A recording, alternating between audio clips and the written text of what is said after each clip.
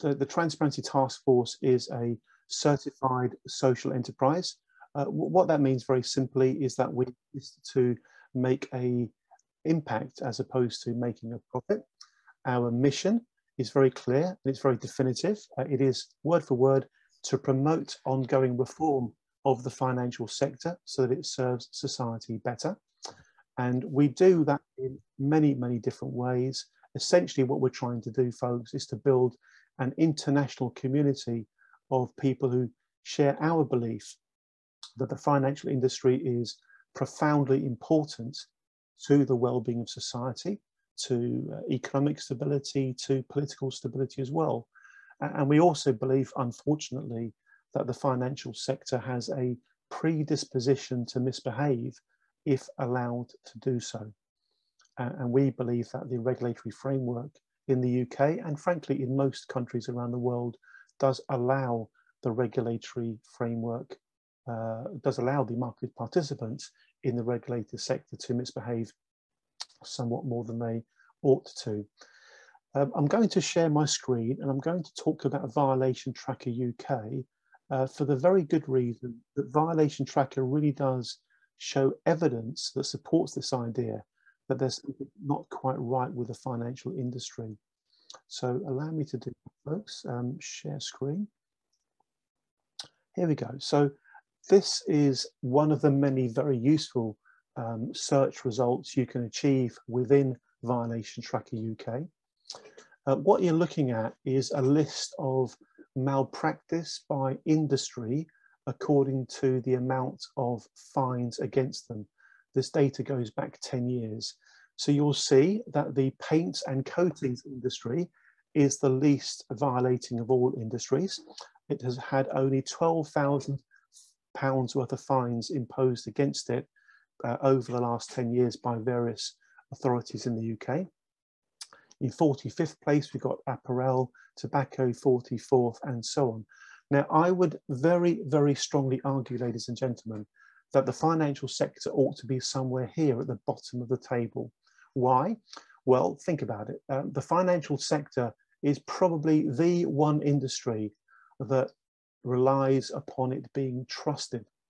If you take trust out of financial services, you really quite literally have nothing left. The entire idea of the financial sector is built on the idea that it can be trusted. In fact, the word credit comes from the Latin word credere, which means to have belief in.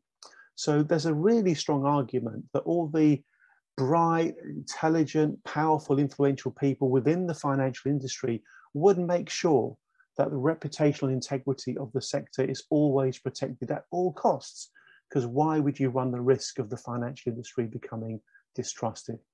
Well, I'm very, very sorry to say that not only is the financial sector not at the right end of the table, it's actually towards the top.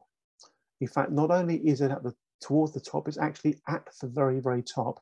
The financial sector in the UK has had more fines against it in terms of pounds total than any other industry. 4.5 billion in the last 10 years. And just to put that into perspective, that is so much that if you add up all the fines of all the other industries, in other words, from 2, aerospace and military contracting, all the way down to number 46, paints and coatings, all the others added up equate to roughly the financial services sector. And I argue, folks, that that suggests there is something systemically wrong with the financial industry. It's actually worse than that, because when you click into the detail, and all you need to do is click on financial services, it will take you into the detail. It'll show you the worst offending organizations. Barclays is the worst offender of all, top of the charts in terms of total pounds of fines against it over the last 10 years. Look at all those household names there. Yeah, think, for example, every time you see the advert of Lloyd's on the TV, that lovely steam train, that beautiful black horse, you know, think about the harsh reality that it is the second worst offending financial sector company in the UK, 467 million pounds worth of fines. The reason why it's worse than the headline suggests is because when you scroll down, what you see is a pattern. And the pattern is, irrefutably, that the same kind of organizations are committing the same kind of offences over and over again. Now, surely, this brings to the surface a very, very potent question. If the purpose of financial regulation is to help ensure good conduct within the sector, then where is the evidence suggesting that it's doing a good job? I can't find any, can you? And surely, if we already have a financial sector that has, and I'm being very polite, a predisposition to misbehave, surely, above all else, what we will collectively resist is allowing the regulatory framework to become weaker. And that really does take us to the heart of today's topic, the competitiveness agenda, and why we need to push back on it. We have an absolutely first-class lineup of speakers today. Some of them have got very precise engagements elsewhere. For example, we need to make sure that we get to Nicholas Shaxson's session by 12:30, because Nicholas has got a multiplicity of issues and engagements he's dealing with today, and he's very kindly carved out some of his timetable to be with us. So we need to get through myself and David Pitt-Watson and JB before we get to Nicholas at 12:30. So if I can please invite our speakers to be as succinct as possible today to make sure we can do that. Really pleased that David is our first speaker. David is quite literally the first of the Transparency Task Force ambassadors. I remember literally jumping around my room with excitement when David said to me, okay then, in my attempt to persuade him to become an ambassador for this no one had heard of it organization called the Transparency Task Force that I just made up. And he's been an absolute ally ever since. David's on our advisory group and is a champion of reform and a champion of consumer interest, bar none. David, over to you, please, as succinctly as you can. Thank you very, very much. Can we please show our appreciation to David for this session? Thank you. Cheers, David. Over to you, sir. Over to you. Yeah, getting applause before you start, Andy. That's it makes you want to quit while you're ahead. Look, I'm a practitioner of finance. I ran started the responsible investment activity at Hermes and a campaigner, as Andy says. But I also teach finance, so I'm a visiting fellow at Cambridge, and it's really from that perspective, as somebody who studies finance, that I talk today. And I would always preface everything I say about the finance industry is, let's not forget how hugely important it is. We cannot have a prosperous world, we cannot have a sustainable world unless finance is engaged in doing the right thing. But let me set that aside, because that's not what we're here to discuss today. We're here to discuss today whether growth and international competitiveness should be something that is part of the regulatory framework for this industry that Andy has described to us. I'm not aware of any other regulator that is responsible for the growth and competitiveness of the industry that they look after, international competitiveness. I would, however, as somebody who teaches at the business school and has studied economics, note that if the rules of comparative advantage work, and if the regulator is supposed to help the finance industry, that will, by the rules of competitive advantage, be done to the cost of other parts of the economy. But nevertheless, let's just move on from that and say, is growth and competitiveness a good idea? And look, if any of you are economists or have done the same sort of courses as I did when I was a young man, you'll have learned about neoclassical economics and the rule of thumb that, look, competition is in general a good thing. It means that people need to think about their customers and deliver things for their customers. They need to reduce the costs of the goods and services they're producing. And that sort of has become a rule of thumb for many people who think about economic policy, who think about regulation. But in finance, they should be really careful about how they use that rule of thumb. because growth and competitiveness are not ends in themselves. They're only useful if they mean that the industry that you're regulating or that you're trying to promote, if growth and competitiveness mean that they are delivering something better, delivering on their purpose. And here's the problem, that in finance, we simply don't have the evidence that that's what growth and competitiveness does. In fact, if anything, we have evidence to the contrary. So there is an academic study for any of you that are interested by a guy called Thomas Philippon that is probably the core study of this. And he looks back over 120 years and he says, look, over 120 years, how much does it cost to take $1 from the real world and then to have it invested again in the real world, a loan to a company or a mortgage to a person or that sort of thing? And he tracks that over 120 years. And of course, you would expect that the cost had gone down absolutely massively. I mean, we've invented the computer, we've actually invented the telephone, I think, over that period of time. Technology should have brought it down. He discovers that hasn't happened at all. There's almost no difference in the cost of intermediating $1 from the real world through to the real world again. And that's what lies behind the sort of statements that you'd hear from people like Paul Volcker, formerly head of the Fed, who said, look, all this innovation that's been going on in the finance world has just been moving the rents around. So it's been moving who makes the profits, not actually giving a better service to the outside world. Adair Turner as well, you remember, who's head of the FSA, chair of the FSA, who said, look, I'm not sure that a lot of this is socially useful. Luigi Zingales, who's one of the leading academics in the field, saying our teaching has got to change because lots and lots of the models that we're using in thinking about finance are simply not creating value for the outside world. And meantime, there are other services, for example, bank accounts for poor people or venture money for small companies, or even pensions that won't run out before you die. Things like that that are not being provided. And indeed, there are structures, really important structures in the finance industry that are absolutely designed not to encourage competitiveness. So, for example, fiduciary duty and fiduciary organizations are ones that try to avoid that. So competition and growth in the finance industry does not lead to a finance industry that delivers its purpose. And it's bizarre, and I think wrong-headed, that that should ever be part of the regulator's duty.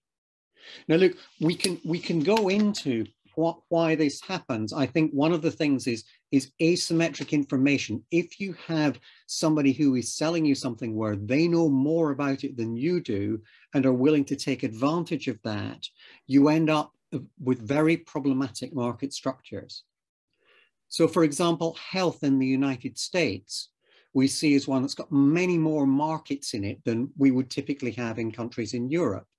Health in the United States is not obviously delivered better than it is in Europe, but it costs twice as much. Indeed, it has even come across problems, as we've seen in the sale of painkillers in the United States, where there were very competitive companies which were selling painkillers and creating drug addicts and consequent deaths by the fact that their asymmetric information was abused. So competition is one approach, but baking that into a regulator seems to me to be fundamentally wrong. We should be securing good outcomes for consumers. Often growth indicates greater consumer and social benefit, but in finance, you just must not assume that.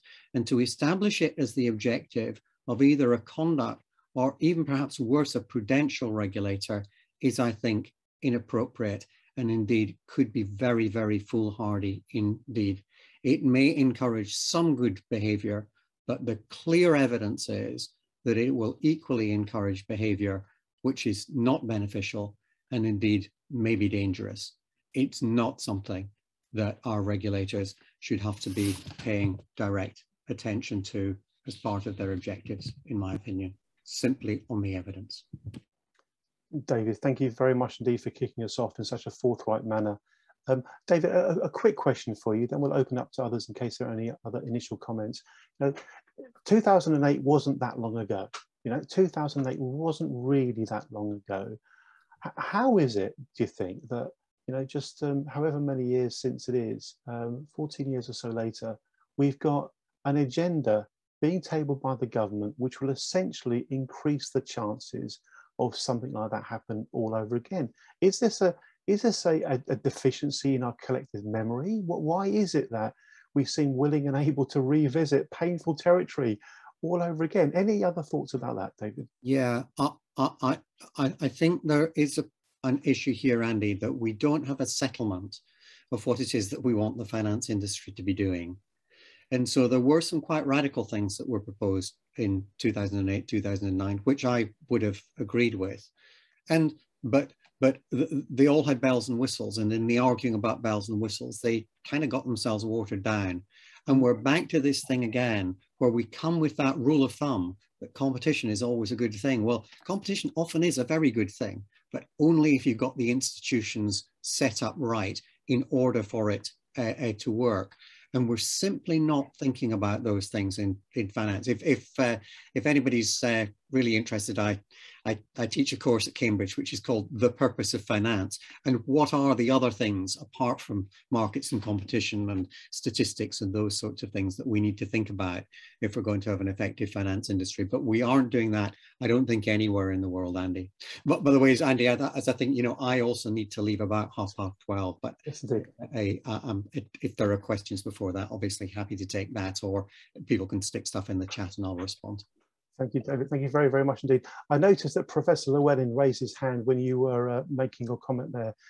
Professor Llewellyn, please put your point, and then we'll swiftly jump over to JB so that we can get to Nicholas Shaxson for about 12:30. Professor Llewellyn, over to you. Yeah, thank you very much. And David, let me just say that you've taken most of the material that I was going to talk about as well. I just agree with you absolutely entirely. There is very little evidence behind the idea of deregulation, increasing efficiency of the financial system, and thereon to the economy. But in answer to your question, Andy, why are we doing this? This, in my view, is part of a general deregulation agenda that the present government has, and that is partly due to Brexit.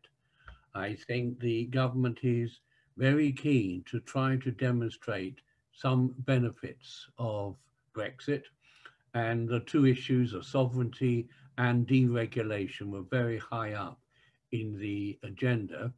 And so I suspect that a major reason we're going down this road is simply a response to Brexit and the need to be seen to be getting some benefit out of it. Indeed, if there were any benefits, for all the reasons that David has said, is questionable. Thank you very much indeed. Professor Llewellyn, better than you can imagine, you just teed up our next speaker perfectly. But just before we jump to JB, who's got a very special session for reasons you'll see in just a moment, can we please show our appreciation again to David Pitt-Watson for being with us today? Thank you very much, David. Thank you, thank you, thank you. Okay. Super. JB, over to you. Please take a moment to briefly introduce yourself, then do your thing. Thanks, Andy. JB Beckett. I am an ex-investment gatekeeper, a pupil and student, informally of the likes of the great Mr. Pitt-Watson here and many others. I continually have tried to learn over the last 3 decades and observe the human condition, and I think the sociology factors that belie some of the economic theory and thinking and behaviours. So I've prepared a wee ditty for everyone today. It's just under 10 minutes, and I hope you all enjoy it. It discusses the roots of deregulation from the neoliberalist school of thinking. And if all goes to plan, folks, you should be able to watch and see a wonderful little film that JB has kindly prepared especially for this event. Let me make sure I share this screen properly. And apart from anything else, JB has impressed me once again with his wonderful creativity and his ability to articulate such important complex ideas so simply. JB, you've done a great job here, you really have. Here we go.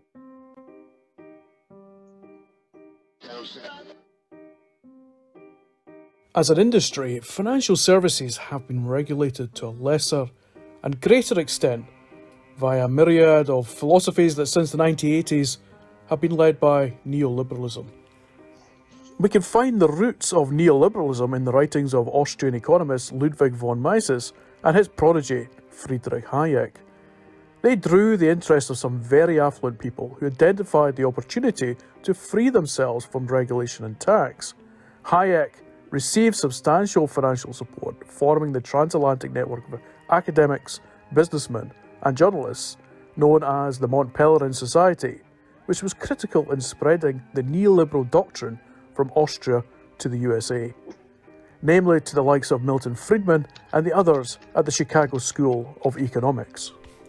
This expanded and escalated neoliberalism in the US between the 50s and the 70s, led by the likes of Chicago's Milton Friedman and, of course, Eugene Fama through the 1970s. Wealthy sponsors in the US helped fund various think tanks that broadcast neoliberal ideology, allowing it by the 1980s to have fully penetrated the political ranks of the Reagan and Thatcher administrations in the US and UK. As neoliberalism became the dominant economic view, deregulation became an inevitable outcome. For example, as we saw in the UK in the 1986 Big Bang. But, and there are big reasons why markets may not work perfectly, or may not achieve the desired outcome from society's point of view. Where this is the case, it requires governments to impose regulations upon the market, assuming the benefits of such intervention to society are likely to exceed the costs. Because money talks. The City of London Corporation in its annual report notes that 75 billion it contributed in taxes to the UK Treasury in 2019 and 2020, or more than 10% of the Treasury's income, whilst employing 1.1 million voters and displaying more resilience to the pandemic than many other sectors. In his July 2021 paper, A New Chapter for Financial Services, ex-hedge fund manager, now Chancellor of the Exchequer, Rishi Sunak, set out his desire for a more competitive industry through what he describes as an attractive and internationally recognised ecosystem across both regulation and tax. The strapline is one of competition and consumer protection being codependent. But is that true, and is that the Treasury's strategy? For example, take the final report of the Task Force for Innovation, Growth and Regulatory Reform. The Tigger report, no doubt inspired by Pooh's friend, chosen as one imagines to appeal to Boris Johnson's leaning to all things bouncy and childish, was set up to set out on a mission to identify opportunities after Brexit. The goal set for the group's lead, Ian Duncan-Smith, was to ensure that business can scale up unencumbered by any administrative burdens. In other words, a proposed deregulated UK, or certainly less regulated UK market. Not just financial services, but across the entire economy. Phoebe Clay of Unchecked UK published a paper entitled Tigger's Final Report, What Lies Behind the Drive for Deregulation, and wrote, public protections are not part of the Tigger's agenda, including in relation to new technologies. References to protecting the vulnerable, evaluating risks, or the pursuit of the public good are in short supply in the Tigger report. Among the regulations in the Tigger sites is MiFID II. On page 20 of the report, it sets out steps to relax regulation, stating regulators must be given a clear mandate by politicians to foster competition, facilitate the growth of key emerging technologies, accommodate new business models, and remove unnecessary regulatory barriers that obstruct innovation. Instead of their goal being only to avoid risk, they should be encouraged to allow new models to be piloted and to work collaboratively with industry to manage risk and review regulation. On page 32, the report notes outside the EU and with control over our financial regulation for the first time in 50 years, we have a unique opportunity to reform the rules. We can see this through proposals in the report to reduce laws with more delegation to select committees, raising the charge cap for auto-enrolment and relaxing Solvency II rules by reducing risk buffer margins, liberalising open finance to boost fintech, deregulating commodity clearing markets, reducing anti-money laundering compliance, changing the matching adjustments for defined benefit schemes, increasing aggregate exposure to startup and illiquid assets, and launching a centralised cryptocurrency. So what's really happening here? Moreover, on page 46, the report proposes to amend, reduce, transparency and disclosure requirements, including the removal of cost and charges disclosure, permanent removal of best execution reporting, reducing market abuse regulations, confining the PRIPS and key investor document to only complex products, to reduce data protection by replacing GDPR. The motive is to increase private ownership of the UK's ageing infrastructure and to foot the bill of UK's net zero commitments through pension savers' money. The propaganda play is one of restoring UK common law principles to financial services while boosting savers' pensions, greening the economy and levelling up the UK. The outcome, however, is one of deregulation. This is all well exemplified on page 39 that it seeks to amend MiFID II to introduce greater flexibility to remain competitive in commodity markets and rights. Without reform, the UK will remain at a competitive disadvantage compared to other global financial centres in attracting new commodities markets. Which brings us to regulatory capture, which we can define as, sometimes referred to as agency capture or client politics. Regulatory capture is a form of corruption of authority that occurs when a political entity, policymaker or regulator is co-opted to serve the commercial, ideological or political interests of a minor constituency, such as a particular geographic area, industry, profession or ideological group. In our case, financial services. So when most people mention the free market, what they mean are markets with unobstructed competition, with zero or self-regulation and no government intervention. Market practice and outcomes arise only between buyers and sellers. High profit margins lead to high tax receipts and capital flows. These are attractive to governments and form the basis of global competition. This then creates a conflict and opens politicians and regulators to capture. High regulatory costs, meanwhile, incentivise participant firms to seek to engage policymakers and regulators, to minimise those costs in taxation, to capture them and perpetuate motivations, havens and workarounds. Barriers to entry are kept high due to high initial regulatory costs, which helps serve to protect the profit margins of incumbents. We may have banned cash for questions, but now we have a generation of regulators and politicians who quickly take up lucrative non-executive director positions with financial firms, during or indeed after office, just as junior civil servants and regulators move from regulator to the regulated and back again throughout their careers. For example, many private firms are now owned by private equity firms or other investors who are investing our pension money, and there's very little visibility on their true metrics. The private equity industry has become so big that more transparency is now needed. Transparency in public market is no longer enough. This is a huge regulatory arbitrage. Which brings us to Preventable Surprises and its CLAP project, the Corporate Lobbying Alignment Project, or CLAP, by Preventable Surprises will work to make corporate political capture a central component of investors' approach to ESG stewardship and integration. So the symptoms of neoliberalism and deregulation is to reduce transparency for customers, capture regulators and policymakers, and leads to the creation of regulatory arbitrage that firms can pursue unchecked. When regulatory capture occurs, that special interest is escalated over the interest of the public, which commentators argue leads to a net loss for society. I have quickly covered neoliberalism as it informs policy and deregulation, the growing uncertainty around UK regulation strategy post-Brexit, and the rising risk of regulatory capture. I call on the TTF to publicly support the CLAP project as an integral part of its battleground to fight deregulation of UK financial services. Thank you. JB. I'm sure everybody will agree with me. That was absolutely first class. Can we all please show our appreciation for JB for producing that? It would have taken an enormous amount of time, effort, skill. Absolutely superb, JB. Thank you very much indeed. JB, we'll hook in with you later when we get to the Q&A discussion bit. We're going to go very swiftly to Nicholas Shaxson, but that was absolutely superb, JB. I salute you and your inimitable creativity. Wonderful stuff. But for those of you that don't know, JB, like David Pitt-Watson, is an ambassador of the Transparency Task Force. You can just imagine how proud I am of that. And he's also, like David Pitt-Watson, a very important member of our advisory group as well. Well, I said we have a cracking lineup of speakers. I think we've already had 2 proof points of that already today. Our next, I'm sure, is going to be equally impactful, Mr. Nicholas Shaxson. Nicholas, please briefly introduce yourself and take it from there. And also, thank you so much for finding a way to carve us into your very busy and hectic schedule today.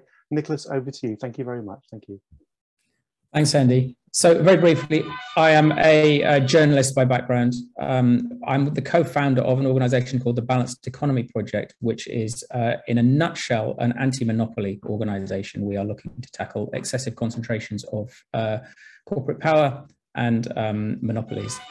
So I'm sorry about the doorbell. I believe I've got about 10 minutes, so I'm going to give a very quick description of what I see the problem with the competitiveness agenda. Now, the competitiveness agenda is a very specific thing. And again, in a nutshell, I would say it's the easiest way to describe it is it's a Trojan horse for deregulation, for financial deregulation in this current push. I'm going to try and share my screen now. Let me see if this works. Can you see my screen? Yep. Okay. So, right. So this is adapted from a presentation I gave recently about the financial sector. And a look at why competitiveness is harmful. I'm calling this some food for thought. You'll see why in a minute. So the first slide I have here is the fried egg of finance. Now, can you see that? Is that coming through okay? Yep.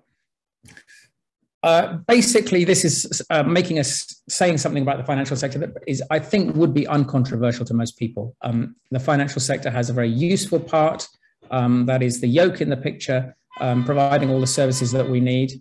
But it also has a very harmful part and all sorts of things going on that we don't want. We don't want in our economy.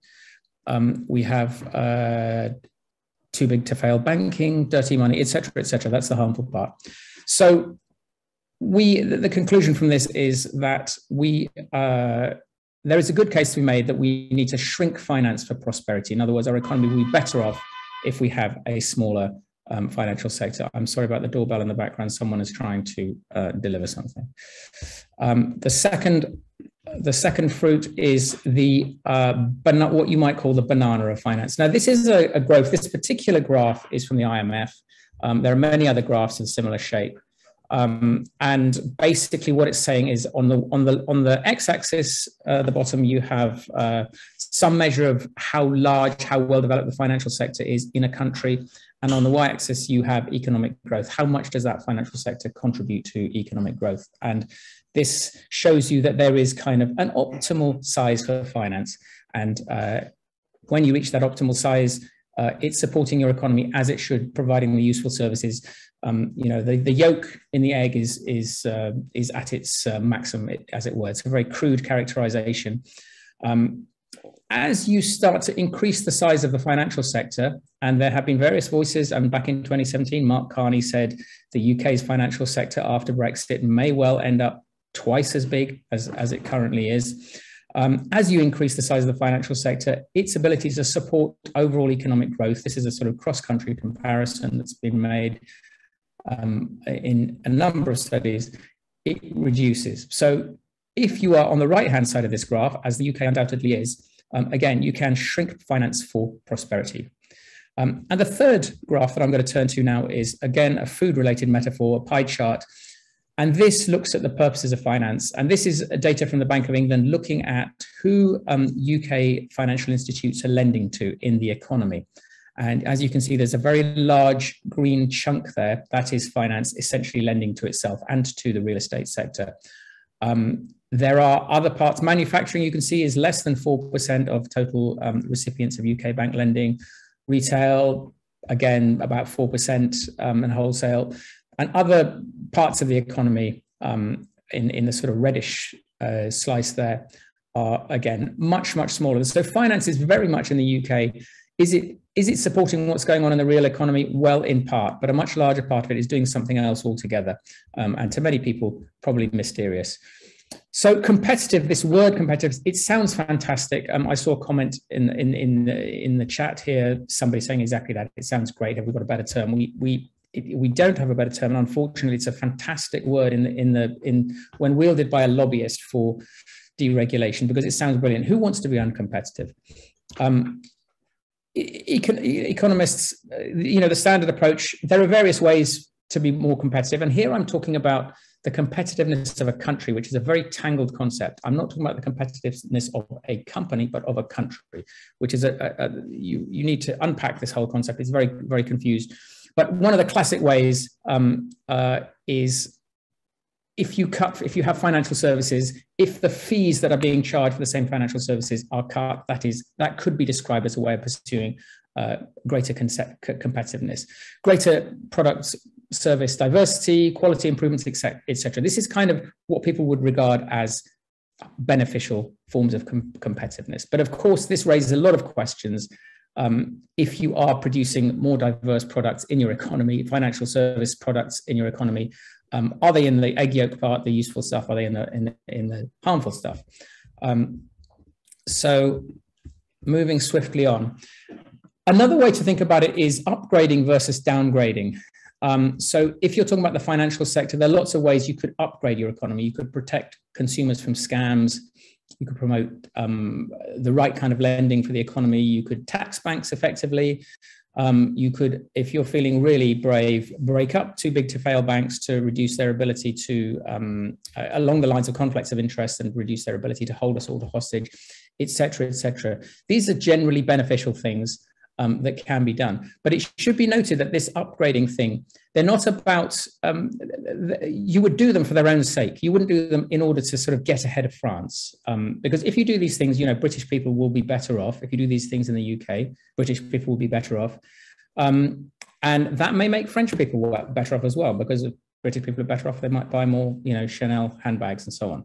So it doesn't help to think of this upgrading in terms of competitiveness, really. It's much more useful to think of it in terms of what benefits your own economy and from a point of view of productivity and so on. But there is a different form of competitiveness, and this is where we're getting to what I call the competitiveness agenda, which is really the heart of this current push we're seeing at the moment. And that is what you might call downgrading. And this is where you are trying to win a race with other jurisdictions in order to sort of attract business, earn fees from handling business from around the world. And so that would include things like removing watering down the ring fencing protections of banks that happened after the last global financial crisis, reducing the tax load on banks, bankers, financial sector actors, while light touch approach to money laundering, tolerating dirty money, all that kind of thing. That is about trying to attract global business, and it is generally about winning a race to the bottom with other jurisdictions.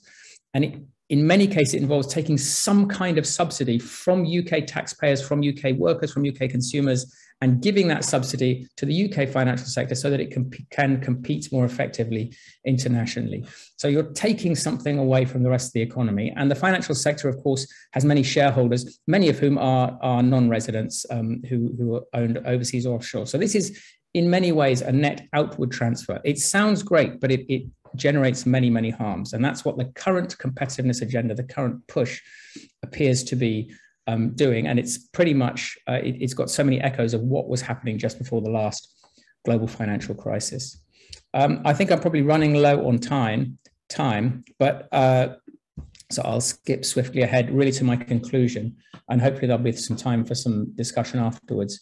But essentially, this competitiveness agenda that we're seeing, as I've said, it looks like, and it is a Trojan horse for deregulation. It sounds wonderful, but the effects of it will tend to be to reduce economic growth. If we go back to that banana graph I was showing earlier, it will tend to increase the harmful part of the financial sector and probably increase the size of the financial sector itself at the expense of other parts of the economy. And so not only is it shrinking the pie, not only is it redistributing the pie in a harmful way from other parts of the economy to the financial sector, it is also shrinking the pie so that the UK economy is smaller and we are less prosperous than we would otherwise be. And it has all sorts of other obvious impacts, this deregulatory agenda.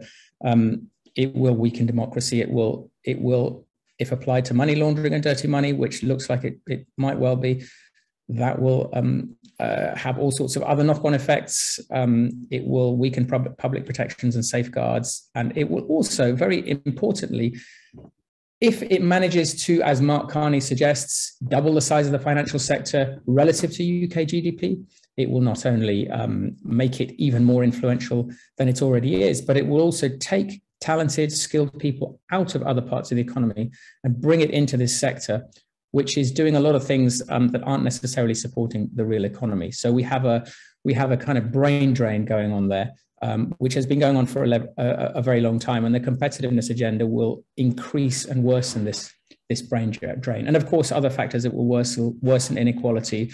A return to the old pre-crisis approaches of competitiveness is likely to increase crises. It's also likely to increase the dominance of London. There's undermine the levelling up agenda, which is going on in the UK, by rewarding players in and around London particularly. And if they are allowed to use extractive mechanisms to pursue rent-seeking activities that extract wealth from other parts of the economy, then they will undermine the regions and undermine the whole levelling up agenda. So I think altogether, to summarise, the competitiveness agenda is a wonderful lobbying tool because the word competitiveness sounds almost unopposable. But if you unpack it, it turns out to be a very nasty piece of work. So that's my presentation. And thank you very much. Thank you very, very much indeed, Nicholas. That was absolutely first class. You always speak powerfully and in such a compelling way. It's really difficult to find any flaw in the rationale at all. Nicholas, I'll kick off with one question, then we'll open it up to everybody else, if I may. I guess the choice we all have as individuals is to do one of two things. Either stand by and let this all happen, or stand up and try to do something about it. You know as well as all of us do that we're up against a big opposition here. It really is a bit of a David and Goliath battle.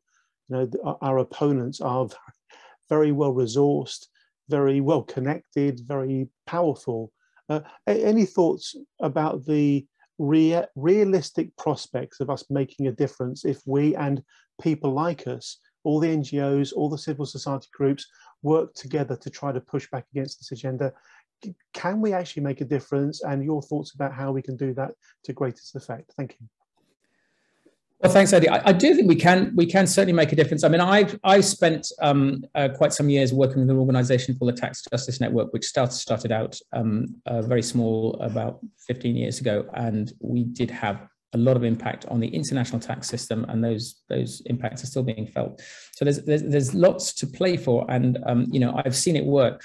I would say one of the things that's particularly powerful about about any approaches to oppose this competitiveness agenda is that this is not a left-right. There's no left-right divide here. There are plenty of conservatives and plenty of people on the left who would oppose this for different reasons. I mean, on the left, obviously, worries about the size of large corporations and corporate power and so on. But on the right, worries about crime, worries about the corruption of markets. And I think the more we are able to focus on a kind of, I don't know what you would call it, an alliance of right-thinking people that brings people together from across the political spectrum, I think that's very doable.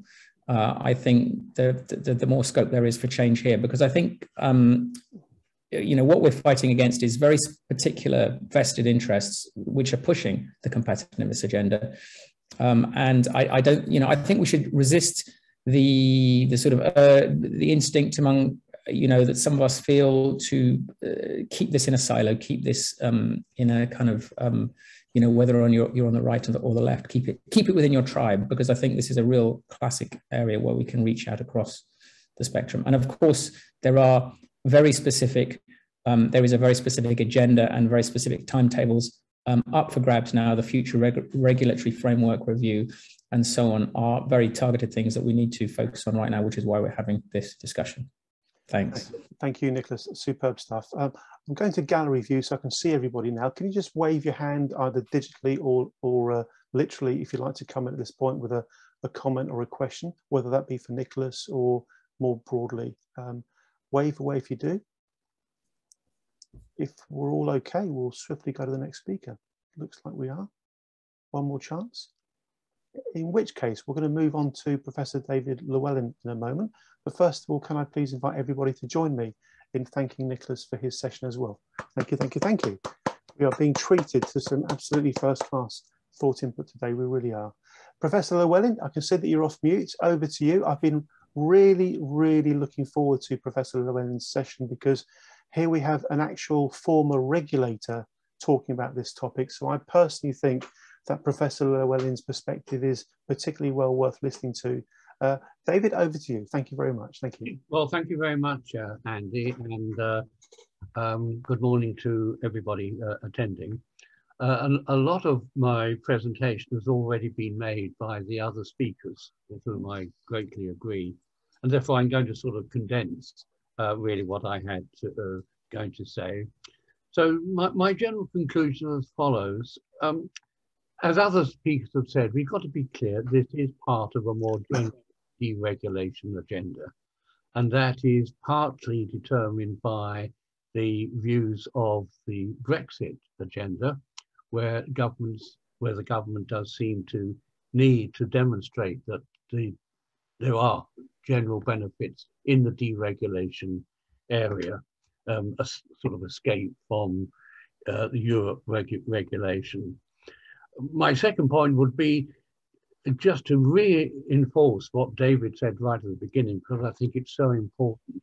Where is the evidence that deregulation, in a sense, improves the efficiency of the financial system, which in turn leads to greater efficiency in the economy? Really, the evidence just isn't there. And just as a point of perspective, after all, the UK is actually one of the least regulated economies amongst the industrialized world, particularly in the area of finance. And also it is the case that the UK has one of the more efficient financial systems. Therefore, my conclusion is, what is the nature of the problem? Where is the problem? And I just wonder whether the deregulation agenda, at least in finance, is in a sense a solution that's looking for a problem to solve. I'm not sure that the problem is really there. And third sort of perspective I'd like to introduce is that one of the reasons why the deregulation agenda is so much easier to argue than the opposite is because there is a bias in valuation. In the following sense, it's actually quite easy to measure the accounting costs of regulation. And a lot of resources have been devoted to this by financial firms saying these are the compliance costs and so on and so forth. Whereas it's actually much more difficult, though of course it's very real, to measure the benefits of regulation. They're not in a sense measured in the same accountancy terms. And I can't help quoting the famous quotation of Albert Einstein, where he has on his, or had on his desk at Princeton University. And remember, here is somebody who knows something about quantification. His famous quotation is, let's be clear, not everything that can be counted counts, but what does count is often can't be measured. Mm. And so I think there is this bias between measuring the benefits and measuring the cost. That tends to lead to a bias towards the deregulation agenda.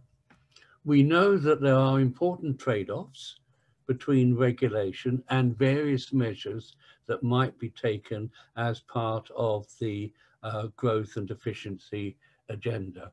My fear is that when in these trade-offs, when compromises have to be made, in practice, it will be towards deregulation and reducing the extent of consumer protection regulation. So now, in my view, is certainly not the time to roll back, particularly on consumer protection regulation. Indeed, in many areas, the real need is for more consumer protection regulation rather than less. The real problem, in my view, is not that there's too much regulation, but the way the FCA has actually enforced the regulation that we currently do have. Therefore, I think in many ways, the government is actually looking at the wrong side of the problem. And also, let's be clear that there are some cases where industry actually benefits from regulation. And when I was serving on the board of the Personal Investment Authority and also of the European Banking Authority, we did have cases where many firms actually came to us asking for more regulation. And the reason for that is they wanted common minimum standards that everyone had confidence in, that all their competitors would be following. And I can give you examples without mentioning any names. A very large insurance company came to us requiring more intensive regulation of the sales process because their argument was, we want to behave well, but some of our competitors are clearly not. Some of our competitors are undermining good sales practice. And that causes us two problems. One is that the moral hazard. That means that I, as the general manager of this firm, are now under pressure from my salespeople. Let me behave in the same way as our competitors are because I'm losing business. Or the alternative, if you're not prepared to go down that road, the adverse selection problem arises. The good firms leave the industry, leaving the balance of firms who are less than the best in the industry. So let's not always assume that regulation is in a sense bad, quote unquote, for the industry. Very often it is good, particularly if it does lead to more consumer confidence, which brings more consumers into the financial services sector. My final point, I would say, about this debate, about leaving aside whether we should have a deregulation agenda or not, and in my view, as with most people talking here today, at least in the finance sector, I think we should not be going down that road. But leaving that aspect aside, should it be the responsibility of the FCA in particular to go down this road? And here I'm certainly speaking from some experience. David, you just accidentally put yourself on mute. There we go. You need to unmute yourself, please. Thank you. I don't know how that happened. Perhaps I was trying to be of benefit to the listeners by doing that. So why is it absolutely, I think, quite wrong to require regulatory agencies to adopt this sort of agenda? First of all, look, regulation of finance, particularly for consumer protection, it's difficult. It's a difficult job. Let nobody deny that. And therefore, I strongly argue the KISS principle, keep it simple, stupid, because that's going to make it easier to be effective. Secondly, in my view, institutions and agencies work best when they have clear, unambiguous and limited mandates. We don't want the Christmas tree effect, where you have an agency and the tendency is to treat it like a Christmas tree. You add more and more baubles onto it over time, simply because it is there. My third reason why it should not be the job of an agency to be concerned about competition and the growth agenda is that because simply where trade-offs emerge, as they inevitably will, I suspect it will always be the consumer protection area that actually suffers rather than other areas. I think there's also a general concern about potential political interference with the role of the regulator as political priorities change with different governments. In my view, keep the technicalities of regulation out of the political agenda. I would also argue two final points, and then I will close, that there is a serious issue about accountability. The more you load an agency with more and more functions, the more difficult it is going to be to get true accountability. Because when anything goes wrong in one particular area, it's always available to the agency to say, well, yes, but on that occasion, we had to give priority to one of the objectives that the government has given us as part of our mandate. So my argument general would be, the more responsibility you give to an agency, the less accountable in practice it is likely to be. And perhaps finally about in this area of why not the regulator agencies do this, is consumer perceptions. That I think the consumer has the right to expect that there is an agency unambiguously concerned with consumer protection and not loaded with other objectives that indeed may well conflict with consumer protection. It is important, I think, for consumers to have confidence in their financial firms for reasons, Andy, that you've given. But part of that story is that consumers have to have confidence in the regulator as well as regulatory institutions. And I fear time and time again with certain agency failures, that is being undermined. And I think that's a very serious proposition. So overall, can I also, one final point, give a slightly different perspective? I think there is a sort of intellectual wrong way of looking at regulation. Regulation is usually seen as a cost imposed on firms. The reasons I've given is very easy to measure the accountancy cost imposed on firms. I don't see it that way. I think it would be better if we could change our mindset instead of, sorry, not ours, but I mean the world outside.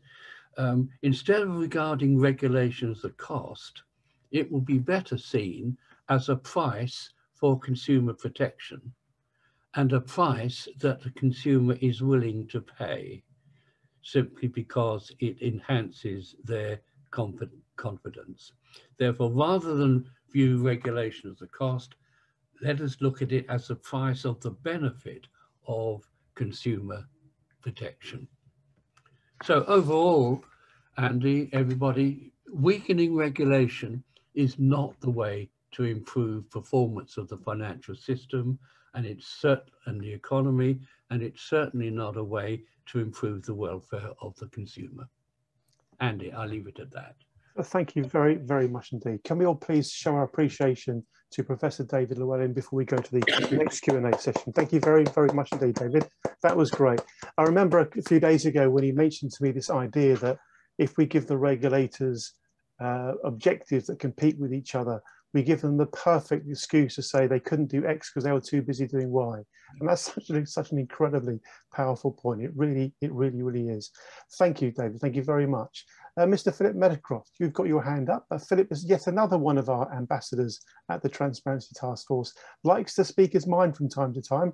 I've got a feeling he's going to do it now. Philip, what are you thinking? Oh, thank you, Andy. I'm bemused by these wonderful words, competitiveness and deregulation, and at the risk of being a bit glib about it. Competitiveness seems to be a mantra that's chanted by our political masters. And deregulation is another mantra chanted by the financial sector generally, which has devoted considerable resources to dodging around the regulatory system that is applicable. And I've frequently mentioned in these symposia that the operation of financial services is really a joint enterprise between the Treasury and the City. Each need the other and endeavour to avoid upsetting each other really seriously, because without the City, the Treasury can't fund its own ambitions. And the City loves the Treasury because it can lend it money at an interesting rate. That's all. Thank you very much indeed. And I can't help resist the temptation to build on the point that you've just made. So allow me to share my screen, folks. I'm going to share with you what I think was probably the most relevant question asked last year. The most relevant and potent question asked last year. I'm going to give you a bit of context here. Many of you will know that literally thousands of business owners have had their businesses and frankly their lives wrecked as a consequence of the fraudulent selling of toxic investment interest rate hedging products. Very blatant, very black and white. It is not a matter of doubt whether the banks were being very, very nasty. They really, really were. Net result being that the government wanted to create a redress scheme for those poor business owners who had their businesses and their lives wrecked as a consequence of the malpractice, malfeasance, misconduct and mis-selling by the banks. John Swift QC reported on this matter in December of last year. And James Hurley, a very well-respected reporter at the Times, James Hurley put out quite a bit of Twitter activity about this. And let me show you what I think was the most potent question asked last year by anybody in the space in which we're talking. His question was, and why did, can you see it here in the middle, and why did FSA, FCA and Treasury all lie about this interference?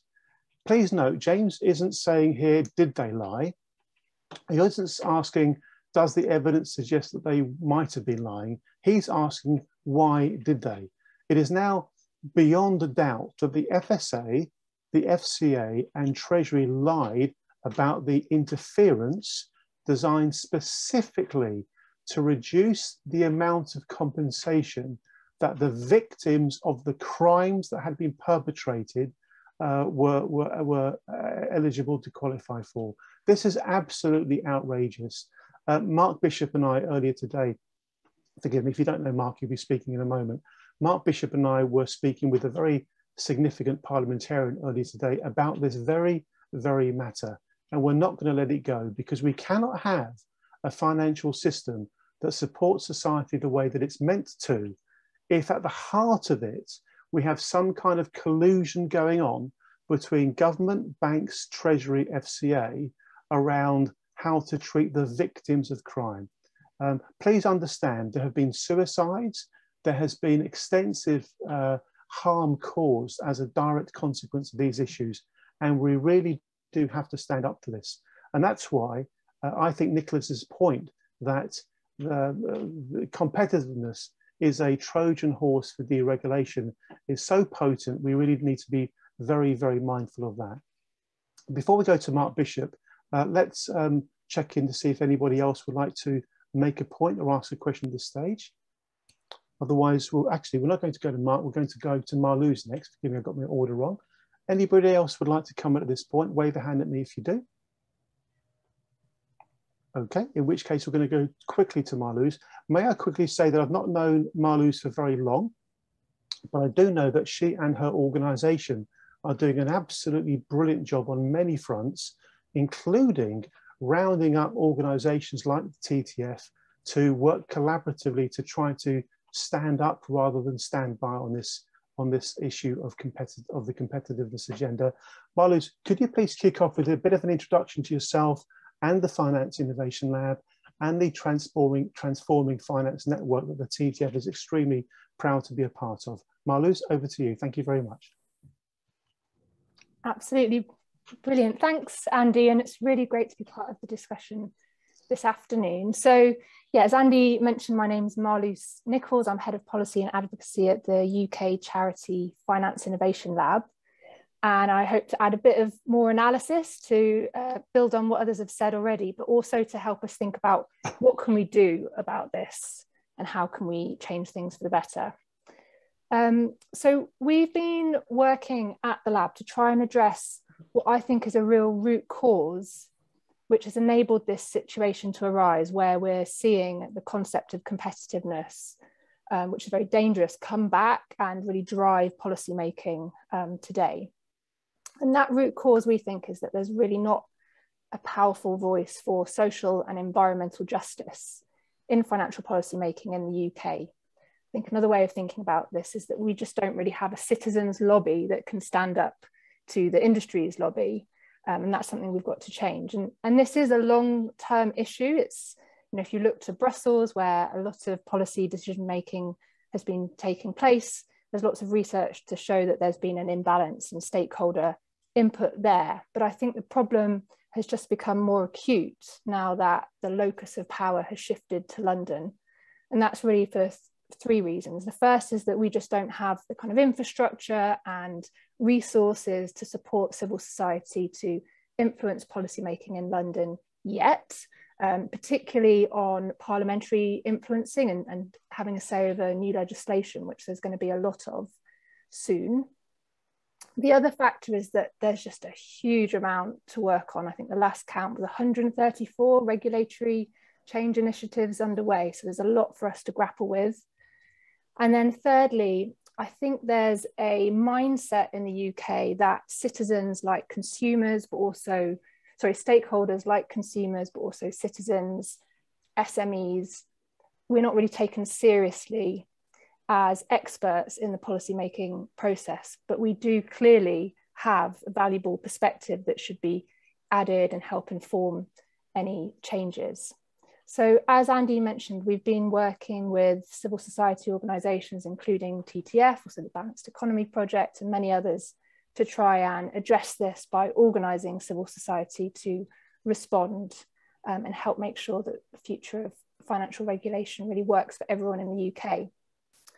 So one of the things that we've identified as a priority to work on is the Future Regulatory Framework Review.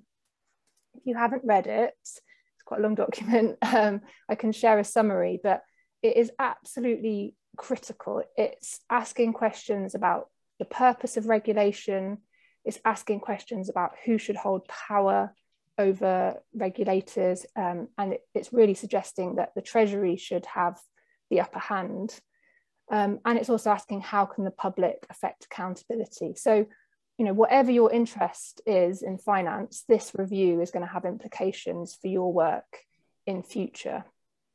And John Glenn has called this a once-in-a-generation opportunity to improve the effectiveness and accountability of the rules that structure the industry, which could really help build a finance sector that's net zero aligned, acts in the interests of communities and citizens, creates jobs, supports businesses, and drives sustainable economic growth. So that's the opportunity we have here.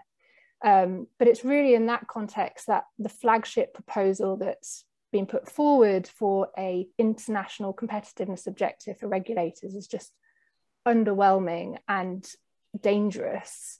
And I think we've heard a lot of reasons for that from other speakers. I just want to underline two of those reasons, just to emphasize them. And I think the first is that asking regulators to really have a duty to promote the interests of industry risks eroding their independence. They're going to have to work even more closely with industry lobbyists to understand what competitiveness means and whether they're contributing to it. And we're hearing reports of growing pressure on regulators to join trade envoys with politicians, for example, and that's just not going to support an independent culture for our regulators. So we want to see regulatory independence with balanced inputs from all sorts of stakeholders, and we think that will really help deliver better outcomes. It's also worth saying that there are many other organisations whose job it is to promote the competitiveness of the finance sector, and they're doing a fine job of it. So we don't need the regulators to add to that.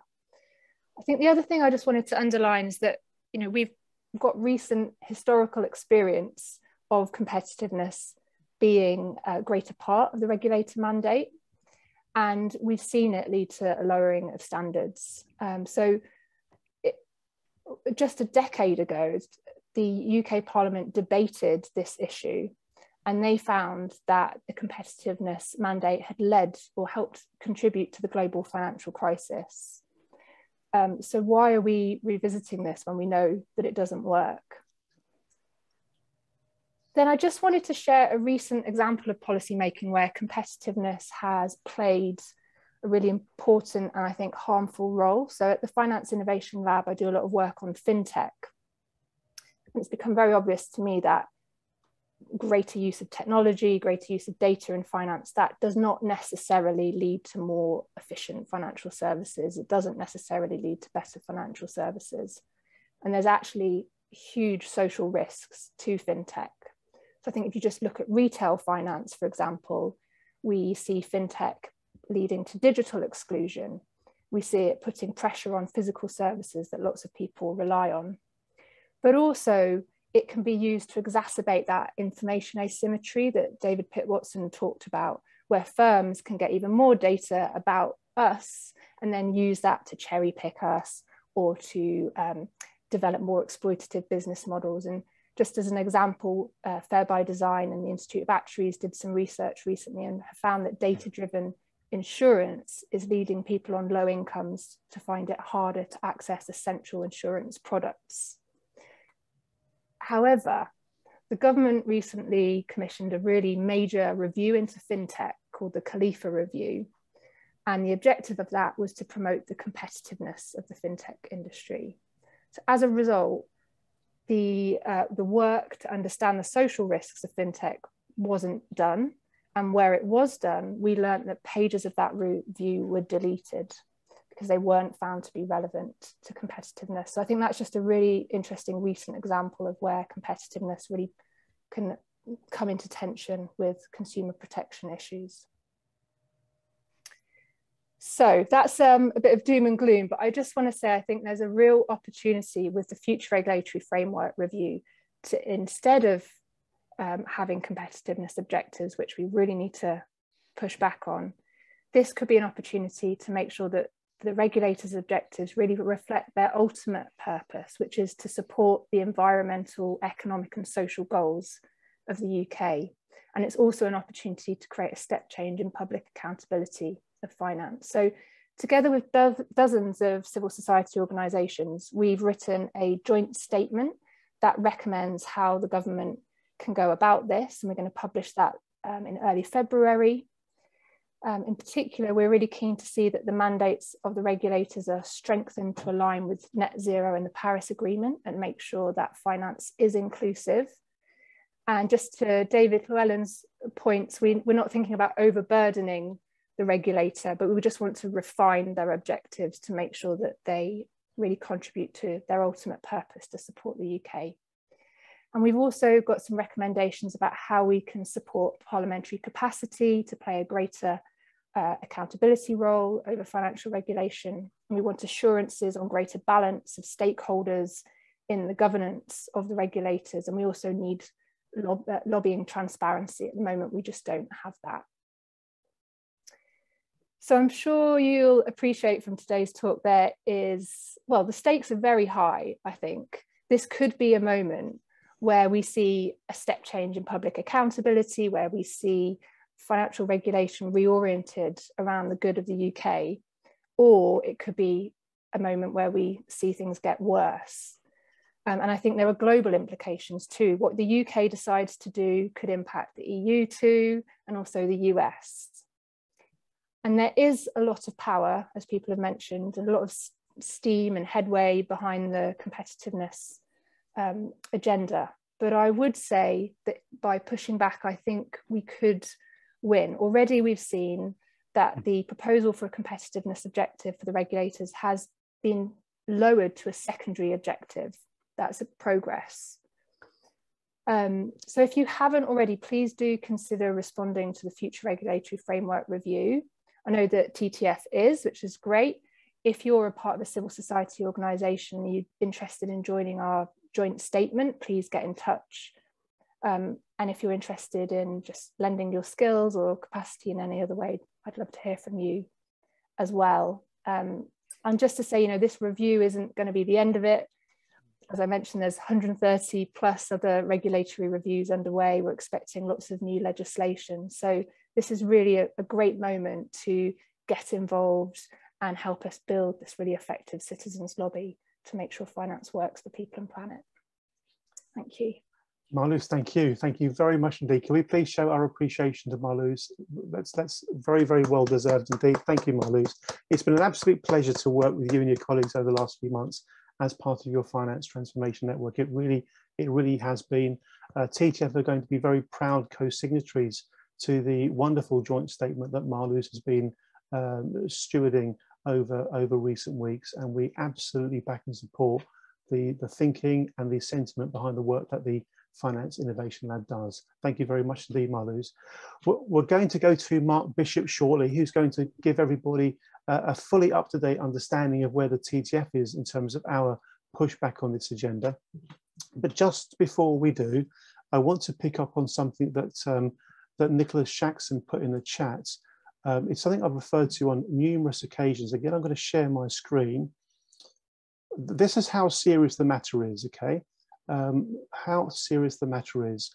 So Nicholas put something into the chat it's a comment by Roberto Saviano, the anti-corruption, the anti-mafia journalist, who at the Hay Festival several years ago said, the UK is the most corrupt country in the world. And this is from a man who literally had to go into a house arrest to protect himself from the mafia because he was, you know, challenging what the mafia were up to and reporting on it. And there really is a wealth of evidence to suggest that the UK has got a huge problem when it comes to dirty money, anti-money laundering, and all that kind of thing. Which is why next week we are running an event in conjunction with United Nations Association UK, Stop the Killer Robots, and various other NGOs and trade and civil society groups. The title of the event, as you can see, is Murky Money, about opaque investments, lethal autonomous weapons, and the decay of democracy. This is really, really serious stuff. Once again, very proud to say we've got a cracking lineup of speakers. Taniel Youssef, who's doing some amazing work trying to expose how dirty money is going into funding the development of lethal autonomous weapons, or killer robots, as they're sometimes called. Baroness Bennett of Manor Castle, Kevin Hollinrake MP, who's actually going to be joined by Margaret Hodge MP, who's wonderful. Kevin and Margaret are pushing forward an agenda in Parliament about the need for the UK to take economic crime far more seriously. Andrew Feinstein, who's an investigative journalist. Alan Smith MP, the spokesperson for the SNP about foreign affairs. He's got some very, very strong views about the need for reform in this space. And also Ben from Transparency International, the preeminent international body that focuses on corruption. And I really, really have to say this, I do see a connection between the murky money issues that the UK has got and this whole deregulatory agenda, this Trojan horse, as Mr. Nicholas Shaxson put it earlier. This really is important stuff. That's why we're so pleased so many people have turned out today to support this effort. I'm now going to pass over to Mark Bishop. Having Mark on the same side as you is absolutely first class. It's brilliant. He's an absolute wonderful asset to the Transparency Task Force. Mark is going to be joining our advisory group. He's also a long-established contributor to our work in many different ways. And I must point this out to you as well. I'll just do this very, very quickly. The Transparency Task Force has been doing a huge amount of work in relation to consultation responses over the years. I'll just quickly show you this, folks. So again, which page is it? I think it's this page. If not, I'll get to it. Bear with me. I really do want to show you this because Mark has been putting a huge amount of effort into what I'm about to show you, and it's worth you being aware of it. So, oh, there we go, one page. These are the responses, the consultation responses that TGF produced last year. Now, bearing in mind, we haven't got any money, we haven't got any resource, you know, we're punching above our weight. I think there were 16 or 17 last year. I got to Christmas and I said to myself, hopefully 2022 is going to be a bit quieter. What's the date today? It's the 18th of January. We've already put 2 in.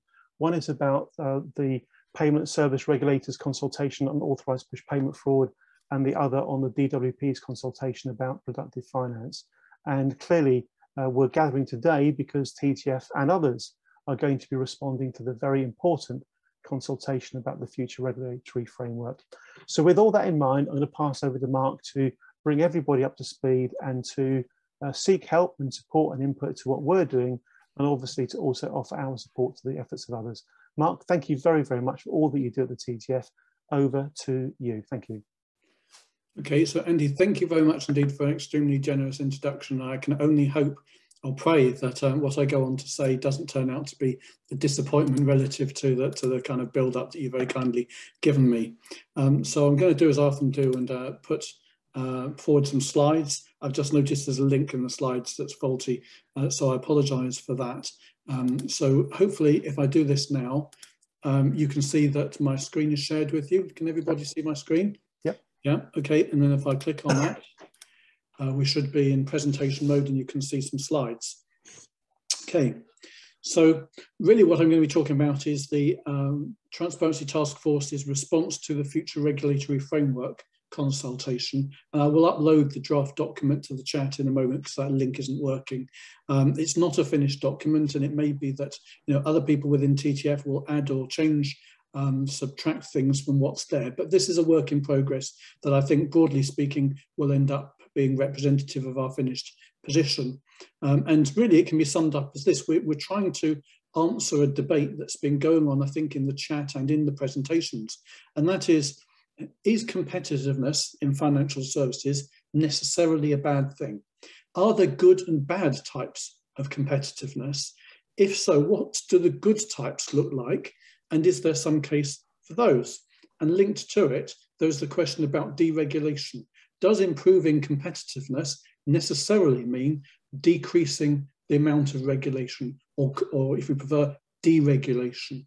Now, our position, I think, can be summed up this way. If we define competitiveness correctly, it and deregulation are antonyms. They're the same thing. They're not synonyms. Let me go on to explain. So this is a slide from the Edelman Trust Barometer, and for the first time, they've started monitoring how much confidence people have in social media. And it turns out people have very little confidence in social media, but the only industry that comes close to that is financial services. Only 53% of the public trust that sector, and significantly, that proportion is dropping. It dropped by almost 10%, almost 1 in 10 of the people who trusted that industry last year don't trust it this year. This is quite worrying. So clearly there is a lack of trust in this industry. And I think it's reasonable to suggest that this lack of trust has an economic impact on the industry. Specifically, thinking of the domestic consumers are loath to transact with an industry that they do not trust. But perhaps bizarrely, the FCA itself knows this. It admits it. Actually, it's out and proud about this problem. If you look at its recent consultation called the Consumer Investment Strategy, it kicked off with a number of kind of illustrations and graphics that made the point. And one of the key ones is on the left-hand side here. It basically, what it really wants to do is to have consumers investing in mainstream investments in the main. And what it says is, you know, where consumers are really nervous about the financial services industry, what they tend to do is to keep their money in cash. You know, even though that money is going to be held in that form for many years, and therefore in real terms it is being depleted by inflation every year, they keep large amounts of money in cash. I would also argue that some consumers, particularly the elderly, keep large amounts of money or their net worth in property as well. You know, they don't downsize when it might be otherwise rational for them to do so, because, you know, bricks and mortar is somehow safer than investing your money via the non-trustworthy financial services industry. Some people go the other way and they think, well, if even a mainstream investment could lead to me losing my shirt and getting no compensation, I might as well move up the risk curve. I might as well have a higher risk investment, something that is, in inverted commas, legitimate, but probably not suited to my risk profile, probably not something I'd fully understand. Equally, they could be prone to scams and frauds, perhaps because the regulatory perimeter is not clear to them. And of course, you know, the FCA wouldn't like me saying this, but there are many scams and frauds that exist within the regulatory framework and that are presented as mainstream investments. In fact, that's probably the goal of most fraudsters, is to present the product as a mainstream investment. So there is a recognition, actually, from even the FCA that you need good regulation in order that the industry will prosper, particularly mainstream investments. People will feel comfortable transacting with this sector. And therefore, I would hope that they would recognise that one way of improving the competitiveness of the industry against these alternatives such as cash deposits, you know, scams and frauds, would actually be to regulate it properly. So what are the three pillars of rebuilding trust in UK financial conduct regulation and by extension in the industry? I would suggest there are three prongs to this. The first one is duty of care. Consumers should be compensated by firms that harm them, even if the consumer is not directly a client of the firm, and even if there is not a breach of the contract between client and firm, if there is a client-type relationship. It must be enforceable in civil courts and not just by the FCA. The reason for this is obvious. If you're waiting for the FCA to issue a restitution order, you're going to be waiting a long time. Much better to have the right to go to court, because then you can bypass the regulator. Even if the regulator becomes extremely capable and very proactive in time, it's still an additional right for consumers. The proposed consumer duty does not amount to a duty of care unless it's accompanied by a private right of action. There's a live consultation about this. The deadline is the 15th of February. TTF has an event about it on 10th of Feb. I would ask all civil society and consumer groups, please come along to that event and please encourage others to come along, because it's absolutely vital that we present a united front if we can stand any chance of getting this private right of action. The second thing is there needs to be redress for regulatory failure. Every time there is a scam that happens, or there is mistreatment of small businesses by banks, any of those kinds of things, and many years later it emerges that the regulator was asleep, or perhaps even on the side of the perpetrators, that very significantly harms the levels of confidence that there are in the industry, and therefore the willingness of consumers and small businesses to interact with that industry. So if we want to make the industry more competitive, well, we've got to find some means of offering redress to the victims of regulatory failure. The FCA is consulted not on making this happen, but on frustrating it further in July of 2020. The responses and the proposals have been delayed many times. Most recently, they're scheduled for April 2022. I think that there will be quite a fight needed to persuade the FCA that its complaint scheme should include the right to redress where there has been regulatory failure and it's not possible to get the compensation paid by the industry participant in question or the scammer. This would change and transform the economic incentives in this industry. Now, the next thing is consumer-centric governance. I'm sure most people on this call have read John Swift QC's report about the IRHP redress scheme. And perhaps the most challenging thing about that result is that it showed that there was regulatory capture, that the banks and the Treasury turned up together, even the Treasury at ministerial level, trying to persuade the regulator to be more lax in terms of the liability that it would impose on the banks and under the redress scheme. This kind of confirms what many people have suspected for a long time, which is that there is a dotted line between the Treasury and the FCA, even though the FCA is supposed in statute to be fully independent. Given this concern, the consumer-centric governance that's needed would need to be looking something like what's happened in Australia, where they've introduced an oversight body which represents consumer interests and asks the question, is the statutory regulator, ASIC, doing its job for consumers? Transparency Task Force's response to FRF2 included proposals for what we call the Financial Regulators Supervisory Council, and people who are responding to this latest consultation on behalf of consumer groups may want to take a look at that and see whether they feel that it's something that they would like to endorse. I personally think it's the absolute minimum required. HMT is saying at this stage in the consultation that this thing is not needed. We respectfully disagree. Okay, sorry, next slide. For some reason I can't get, here we are. Next thing is some other important measures for restoring confidence and hence building business for the financial services industry. We must learn from SWIFT. In the future, talks between HMT and the FCA must be on the record.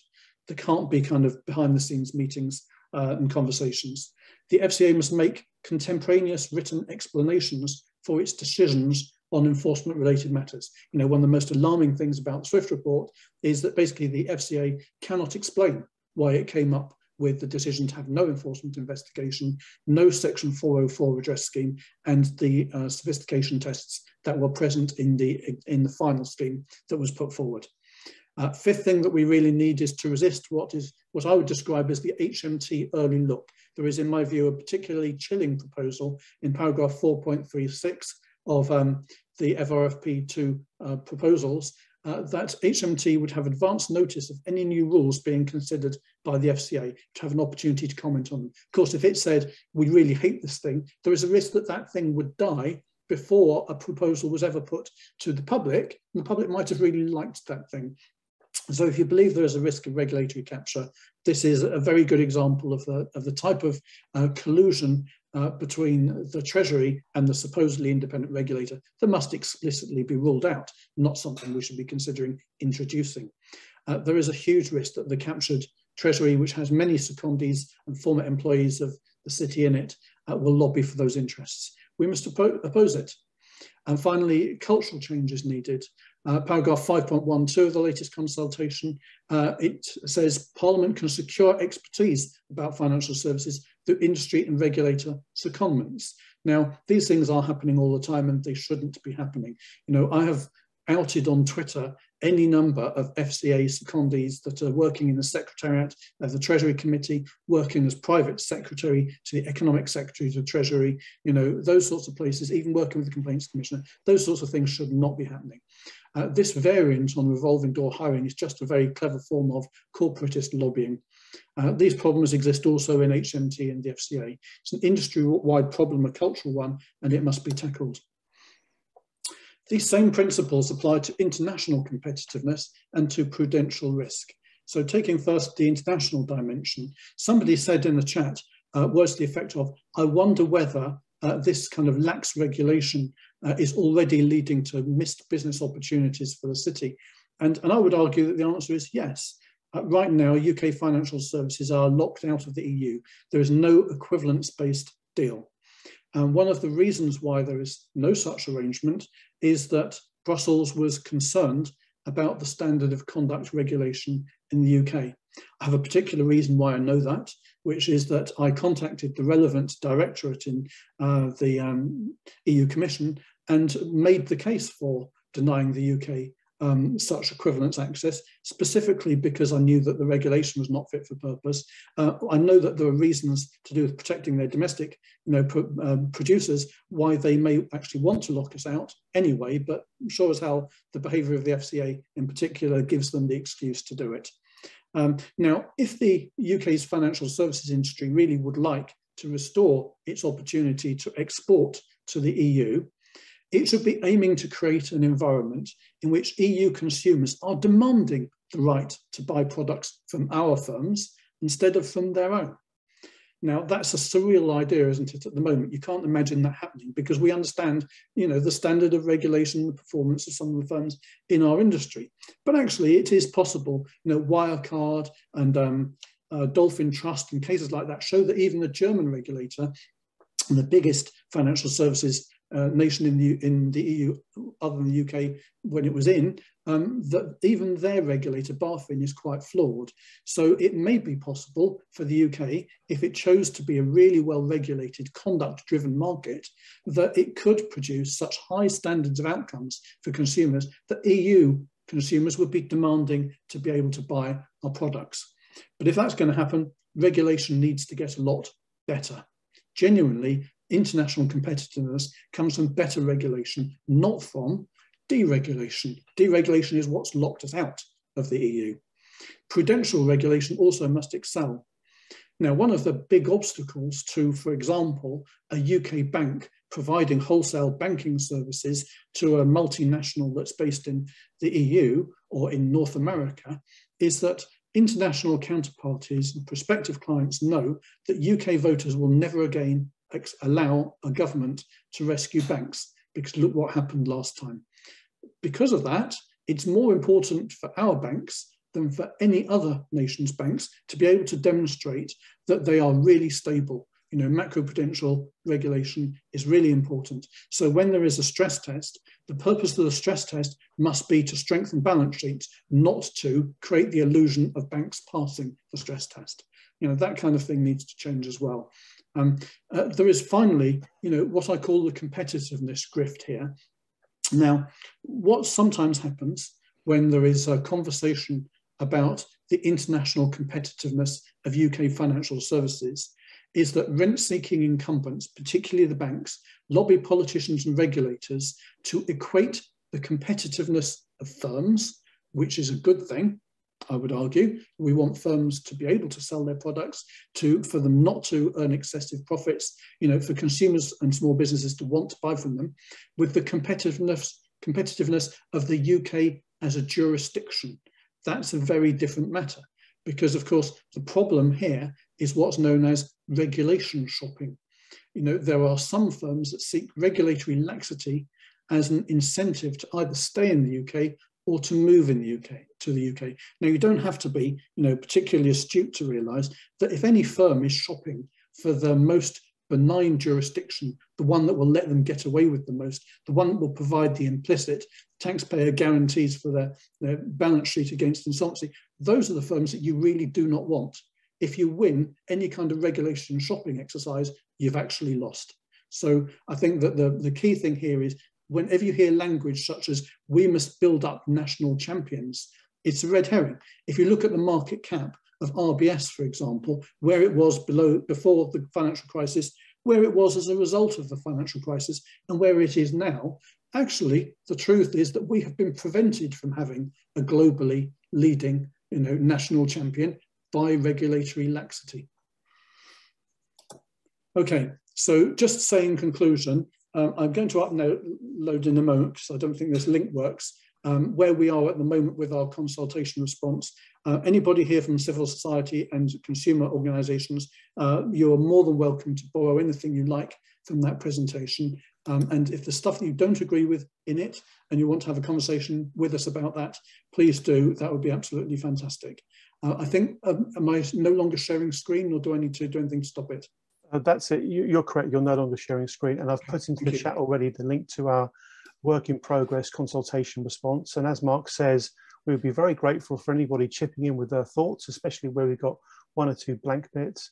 But I think our thinking is very well developed in it. And I think we're portraying a particularly coherent set of arguments about why we should all be pushing back on the competitiveness agenda.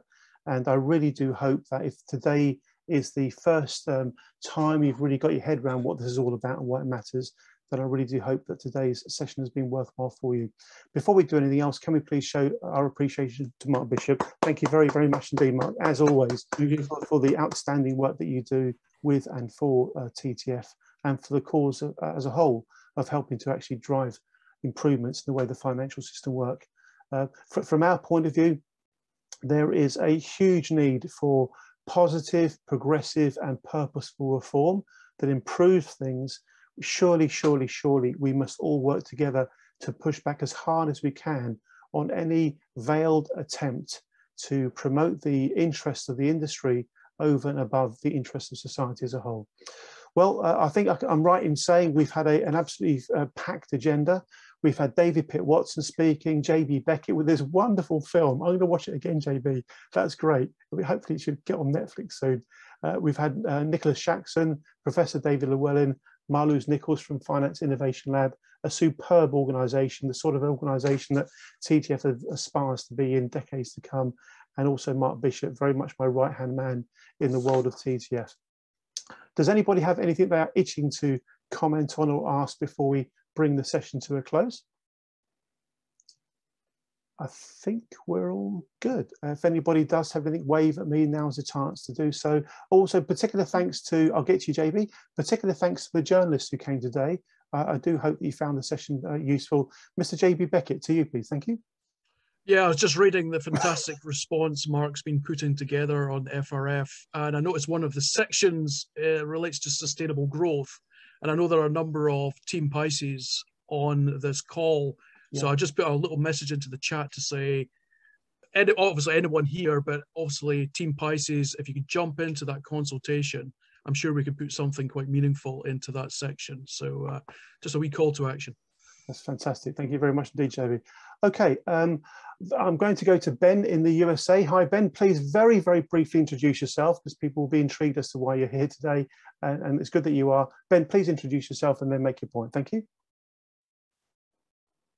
You're on mute, Ben. And I think after Ben, we'll probably bring things to a close. Ben, you're still on mute. Got it. Okay, thank you. Ben Vernazza in California. And in the States, NoClair is the latest thing. It's a high mass for CPAs. And I did chat with a link to an article with the details. Basically, the Department of Labor audited the auditors and came up with about a 70% failure. So the AICPA and the Department of Labor came up with new rules, and the non-compliance of laws and regulations and procedures are now required in all CPA employee benefit plan engagements. So you might want to look at that. And I don't know if you can use that in the UK or not, but I sort of like it. Bye-bye. Thank you very much indeed, Ben, for sharing that with us. For those of you that don't know, TTF really is very, very international. We've had people on this session today from, Ben, are you West Coast, Ben? I can't remember where you are. Where are you? Yeah, West Coast. West Coast. I got up early this morning at 20 minutes to 4 to be able to join you all. So now I'm going to go take a nap and then have breakfast. Good for you. So we've had Ben on the West Coast, California somewhere. We've had Johnny Ruck in Florida. We've had Sue Jaffer and Nicholas Morris all the way in Melbourne. TTF is spreading its tentacles far and wide. Okay, it's my absolute privilege to have hosted today's event. Thank you so, so much to our speakers, the journalists who came along, to all the attendees. Massive thanks to Mark Bishop for the work he does behind the scenes, being very much the engine of TTF in our consultation responses and more. JB, seriously, seriously good film. Seriously, seriously good film. Very, very well done. Thank you all very much. It's just my privilege to say thanks for being here, and hope you have a good rest of your day or evening or morning.